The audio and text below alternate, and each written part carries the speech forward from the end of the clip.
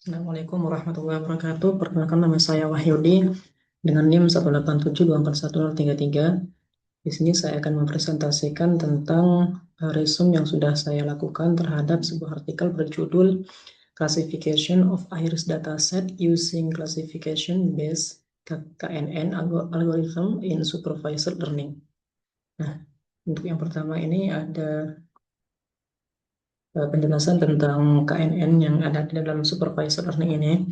Jadi di dalam artikel ini yang digunakan sebagai model machine learning adalah KNN yang berbasis kategorikal yang merupakan salah satu algoritma yang ada di dalam supervised learning. KNN ini adalah metode untuk melakukan klasifikasi berdasarkan kemiripan yang diukur dari jarak antar data, biasanya menggunakan jarak Euclidean. Secara umum, tahapan dalam KNN ini adalah yang pertama adalah untuk menyimpan data training, yang kedua adalah menghitung jarak antara data baru dengan seluruh data training menggunakan jarak Euclidean atau metode jarak lainnya.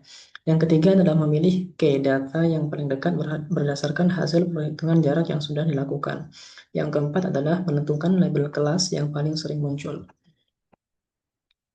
Kemudian untuk dataset iris-nya itu sendiri, eh, dataset ini adalah dataset yang diambil dari scikit-learn.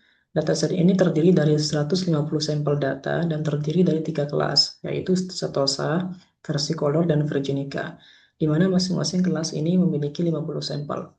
Jumlah atribut dalam dataset iris ini adalah 4 atribut numerik sebagai fiturnya dan 1 atribut target sebagai kelas dari tanaman irisnya.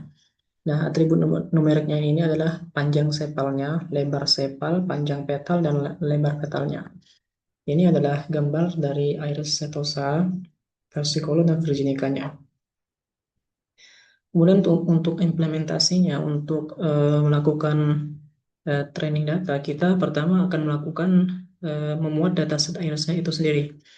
Jadi di sini terlihat atribut dari datasetnya berupa sepal, sepal length, sepal width, petal length, dan petal width-nya. Kemudian dataset ini akan dipecah menjadi 120 baris untuk data training dan 30 baris untuk data testing. Kenapa dipecah? Karena untuk menghindari overfitting, yaitu kondisi di mana sistem hanya menghafal data training, tapi tidak bisa bekerja dengan baik pada data barunya. Untuk implementasinya kita menggunakan KNN dari scikit-learn supaya implementasinya siap pakai. Kemudian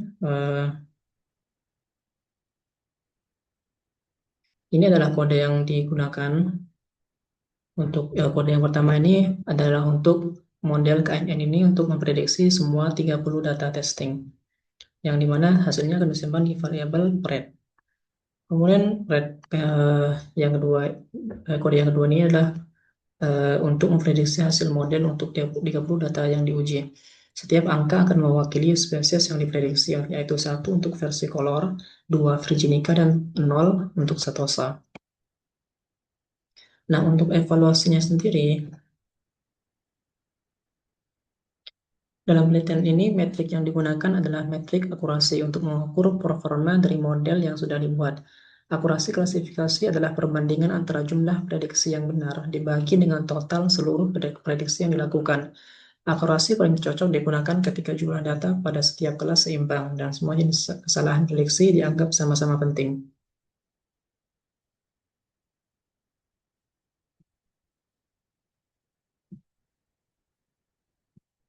Untuk kode yang pertama itu akurasi for, itu untuk membandingkan jawaban asli y-test dengan hasil prediksi model, lalu menghitung berapa persen yang cocok. Hasilnya adalah sekitar 96,67%. Untuk kode yang kedua yaitu KNN score X-train Y-train, itu hasilnya adalah 97,5%. Ini adalah seberapa akurat model pada data yang sudah dipelajari. Kemudian kode yang ketiga yaitu KNN score X-test Y-test. Hasilnya adalah 96,67%. Ini sama seperti yang ada di kode yang pertama. Nah, kesimpulan dari penelitian ini, secara keseluruhan, sistem ini bekerja dengan baik, namun masih terdapat sedikit kesalahan. Nah, kesalahannya ini terjadi hanya pada kelas 1, sedangkan kelas lainnya berhasil diprediksi secara sempurna. Ini menunjukkan bahwa kelas 1 memiliki karakteristik yang lebih mirip dengan kelas lain. Hal ini juga menunjukkan salah satu kelemahan KNN, yaitu sangat bergantung pada distribusi data dan jarak antar fitur.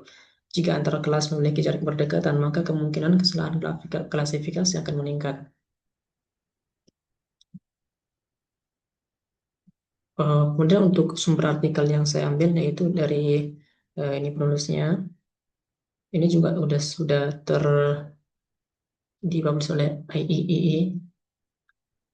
Thank you. Mungkin itu saja untuk presentasi dari saya. Assalamualaikum warahmatullahi wabarakatuh.